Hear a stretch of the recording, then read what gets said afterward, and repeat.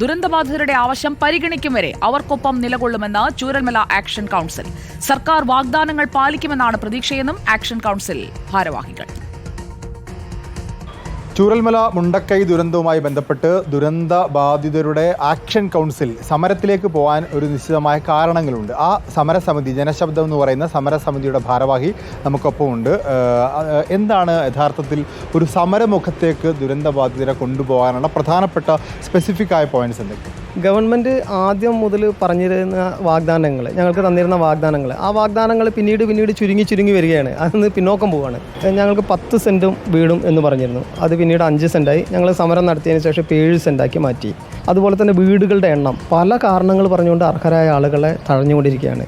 അപ്പോൾ ആളുകളുടെ എണ്ണം കുറയ്ക്കാനുള്ളത്. അതുപോലെ തന്നെ ഒറ്റപ്പെട്ടു പോയ കുട്ടികളുണ്ട്. 21 പേര് ഒറ്റപ്പെട്ടു പോയി. പക്ഷേ ഈ 21 പേരിലെ 6 കുട്ടികളെ മാറ്റി നിർത്തിയാൽ 15 പേർക്ക് ജോലി കൊടുക്കണം. ശ്രുതിക്ക് മാത്രമാണ് ജോലി കൊടുത്ത്.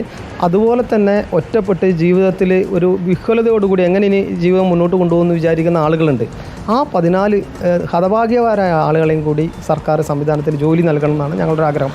ലോണുകൾ എഴുതി തള്ളുന്ന കാര്യം ഞങ്ങളോട് മന്ത്രി കഴിഞ്ഞ ദിവസം സംസാരിച്ചു. 32 കോടി രൂപയാണ് ഞങ്ങളുടെ കടബാധ്യതയായിട്ടുള്ളത്. പക്ഷെ ഞങ്ങൾ ലോണുകളുടെ പലിശകൾ എഴുതി തള്ളാൻ ബാങ്കുകൾ തയ്യാറാണ്.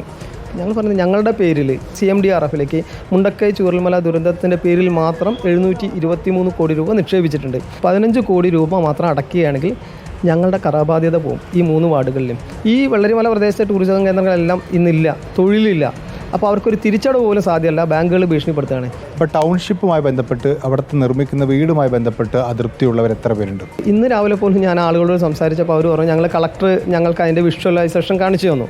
ഒരാളുടെ മുഖത്ത് പോലും സന്തോഷം ഉണ്ടായില്ല എന്ന് പറഞ്ഞു. കാരണം അത് കാണിക്കുമ്പോൾ നിങ്ങൾക്കറിയാം, ഒരു ട്രസ് വർക്ക് സ്ക്വയർ ട്യൂബ് ഇട്ടിട്ട് ഒരു ചെരിഞ്ഞ ഒരു റൂഫ്, അത് പുത്തുമലക്കാർക്ക് അന്ന് മാതൃഭൂമി അടക്കം സ്ഥലം വാങ്ങിച്ചു കൊടുത്ത് ചെയ്ത ഒരു ഇതുണ്ട്. അതുപോലെ തന്നെ ആകാനാണ് സാധ്യത, ചോർന്നൊലിക്കുന്ന. അപ്പോൾ ഞങ്ങൾ ആക്ഷേപം ഉന്നയിച്ചിരുന്നു. ആക്ഷേപം ഉന്നയിച്ചു കഴിഞ്ഞപ്പോൾ കളക്ടർ പറയാതെ ഫ്ലാറ്റ് റൂഫ് ആക്കാനുള്ള നിർദ്ദേശം ഞങ്ങൾ വെച്ചിട്ടുണ്ടെന്ന്. അങ്ങനെയാണെങ്കിൽ നല്ലത്. മന്ത്രിമാർ ഞങ്ങൾക്ക് ഇവർ വാഗ്ദാനം തന്നാണ്. ഇതിനു മുമ്പ് കൃഷിഭൂമി നഷ്ടപ്പെട്ട ആളുകൾക്ക് കൃഷി ചെയ്യാനുള്ള കൃഷി സ്ഥലം കൊടുക്കുന്നു. കഴിഞ്ഞ ദിവസം മന്ത്രി വന്നപ്പോൾ ഇതിൽ ഏതൊക്കെ കാര്യത്തിൽ പരിഹരിക്കാമെന്ന് ഉറപ്പ് കിട്ടിയിട്ടുണ്ട്?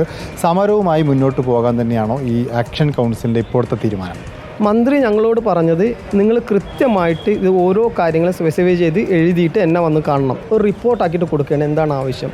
പിന്നെ ഇതിനൊക്കെ ഉപരി ഞങ്ങൾ റിപ്പോർട്ടിൻ്റെ ഒരു തീരുമാനം വരുന്നത് വരെ സമരം ഉണ്ടാവില്ല.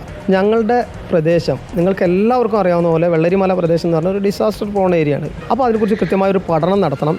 ദുരന്ത സാധ്യതാ പ്രദേശങ്ങൾ ഇനി ഒരു ഉരുൾപൊട്ടലിൻ്റെ ആൾനാശം എവിടെയൊക്കെ ഉണ്ടാകും, അങ്ങനെയുള്ള പ്രദേശങ്ങൾ കൃത്യമായി അടയാളപ്പെടുത്തി ഈ ജോൺ മത്തായിയുടെ 50 മീറ്റർ 30 മീറ്റർ ഒഴിവാക്കി, ഗോസോൺ നോ ഗോസോൺ ഒഴിവാക്കി കൃത്യമായിട്ട് പഠനം നടത്തി ഇനി ഒരു ഉരുൾപൊട്ടൽ ഉണ്ടെങ്കിൽ ആ പ്രദേശത്ത് എവിടെയൊക്കെ ആൾനാശം ഉണ്ടാകും, ആർക്കൊക്കെ നാശനഷ്ടങ്ങൾ സംഭവിക്കാം, അത്തരം ആളുകളെ ഒരു പദ്ധതി സൃഷ്ടിച്ചുകൊണ്ട് അവരെ അവിടെ നിന്ന് മാറ്റി അവർക്കൊരു പുനരധിവാസം തയ്യാറാക്കണമെന്ന് ഞങ്ങൾ പറഞ്ഞിട്ടുണ്ട്. അതിൻ്റെ സാധ്യത പരിശോധിക്കാമെന്ന് അദ്ദേഹം പറഞ്ഞിട്ടുണ്ട്. ഞങ്ങളുടെ പ്രധാനപ്പെട്ട ഒരു ആവശ്യം അതാണ്.